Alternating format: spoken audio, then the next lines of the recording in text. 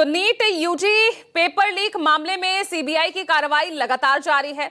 CBI ने paper leak के mastermind PV Kulkarni और मनीषा मंधारे को गिरफ्तार कर लिया है। दोनों को ही कोर्ट में पेश किया गया और उसके बाद 10 दिनों की सीबीआई रिमांड पर भेज दिया गया है। अब इन दोनों को मिलाकर सीबीआई ने कुल 9 आरोपियों को गिरफ्तार कर लिया है। वहीं राष्ट्रीय परीक्षा एजेंसी के सवालों के घेरे में आने के बाद अब सरकार ने एनटीए में 2 संयुक्त सचिवों और 2 संयुक्त निदेशकों की नियुक्ति की है। देखिए, नीट यूजी का पेपर लीक होने के बाद देश में सियासी उबाल मचा हुआ है। विपक्ष लगातार हमलावर है। राहुल गांधी ने बयान जारी कर सरकार पर तीखा हमला बोला और सरकार से जिम्मेदारी लेने की मांग की। साथ ही पूरा विपक्ष छात्रों के साथ धोखा करने का आरोप लगाते हुए सरकार के सामने सवाल खड़े कर रहा है। आज इसी पर चर्चा करेंगे। तमाम राजनीतिक मेहमान हमारे साथ जुड़ गए हैं। सबसे पहले राहुल गांधी का बयान सुनिए, उन्होंने किस तरह से यहां पर सरकार को लेकर सवाल उठाए और इस बीच क्या कुछ राजनीतिक प्रतिक्रियाएं आई हैं वो भी आपके सामने रख रही हूं। नीट में 2 साल 22 लाख स्टूडेंट्स ने काम किया, दिन रात काम किया, उनकी मेहनत बर्बाद हो गई है। पूरा देश जानता है कि एग्जाम से 2 दिन पहले व्हाट्सएप पे नीट का पेपर बांटा जा रहा था, डिस्ट्रीब्यूट किया जा रहा था। धर्मेंद्र प्रधान जी हिंदुस्तान के एजुकेशन मिनिस्टर कहते हैं कि मेरा कुछ लेना देना नहीं। इस देश में 80 बार पेपर लीक हुआ है और 2 करोड़ युवाओं का भविष्य बर्बाद हुआ है। प्रधानमंत्री को इमीडिएट ऑर्डर देना चाहिए कि धर्मेंद्र प्रधान जी को इस्तीफा दें, उनको सैक किया जाए और जो गिल्टी लोग हैं उनको पकड़ के जेल में डाला जाए। सरकार ने 23 लाख स्टूडेंटों के करियर के साथ खिलवाड़ किया है। ये पहली मर्तबा नहीं हुआ, इसके पहले भी हुआ था 2 साल पहले, जब इनके मंत्री एजुकेशन मिनिस्टर धर्मेंद्र प्रधान को मीडिया ने सवाल किया। सवाल का जवाब देने से कतरा रहे थे, चले गए चुपचाप। अरे आप चुपचाप चले जाओगे और ये स्टूडेंट जिन्होंने पैसा भरा है, जिन्होंने इतने एफर्ट्स डाले, कौन जवाबदारी तय करेगा उन पर? इस तरह पेपर लीक होते जा रहे हैं। हाँ, विश्व क्या बोलेगा कि भारत के अंदर इस तरह का एजुकेशन सिस्टम है? अभी आपका आज ही रिपोर्ट आया कि एक लड़के ने सुसाइड कर लिया है। ये एग्जाम की कैंसिल होने की वजह से, पेपर लीक होने की वजह से एक स्टूडेंट सुसाइड कर लिया, आत्महत्या कर लिया।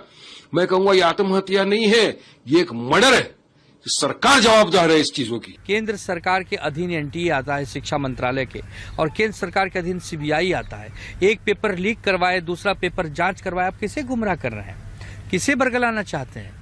हम यही कहेंगे कि धर्मेंद्र प्रधान जी का इस्तीफा होना चाहिए।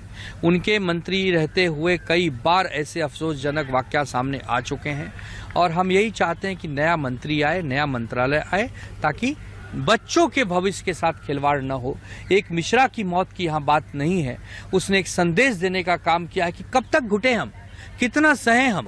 देखिए, ये एक चुनौती है। निश्चित रूप से जो एजुकेशन मंत्री हैं उन्होंने अपना बयान दिया है और इसको जल्द से जल्द उसका समाधान करेंगे और बच्चों का भविष्य पूरा सिक्योर रहेगा। मोदी जी के राज में 93 पेपर लीक हुए हैं, ज्यादातर भाजपा शासित राज्यों में, वो चाहे उत्तर प्रदेश हो, गुजरात हो, राजस्थान हो, बिहार हो, हरियाणा हो। उठा के देख लीजिए आप। अंशिका पांडे जो यहाँ की मॉडल टाउन की रहने वाली बच्ची थी, आप सोचिए 3रा अटेम्प्ट था उसका और 4 नंबर से पिछली बार वो रह गई थी। तो उसको बड़ी उम्मीद रही होगी कि मेरा सिलेक्शन हो जाएगा। परीक्षा कैंसिल हो गई, उसने आत्महत्या कर ली।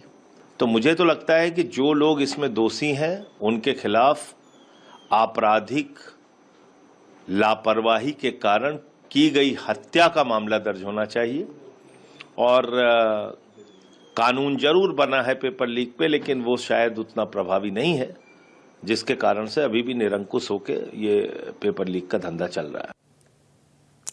और बिल्कुल जो तमाम सवाल छात्रों को लेकर उठाए जा रहे हैं, क्योंकि 4 छात्रों की आत्महत्या के भी मामले आए हैं। वो छात्र थे 3 मई को जो परीक्षा हुई, उसके बाद जिस तरह से इस परीक्षा को रद्द किया गया, ये छात्र इतने ज्यादा तनाव में आ गए थे कि उन्होंने इतना आत्मघाती कदम उठाया और राजस्थान के सीकर में एक 22 साल के युवक ने जान दे दी। उत्तर प्रदेश के लखीमपुर खीरी में एक 21 साल के युवक ने, दिल्ली से भी सामने आया जिसका जिक्र यहाँ संजय सिंह कर रहे थे, 20 साल की लड़की ने फांसी लगा ली, और गोवा से भी एक 17 साल के युवक ने आत्महत्या कर ली। तो ये मामले जाहिर तौर पर एक बड़ा सवाल, क्योंकि ये करोड़ों छात्रों का सपना होता है। क्या वाकई नीट यूजी अब भरोसे की परीक्षा बन चुका है? ये बड़ा सवाल है।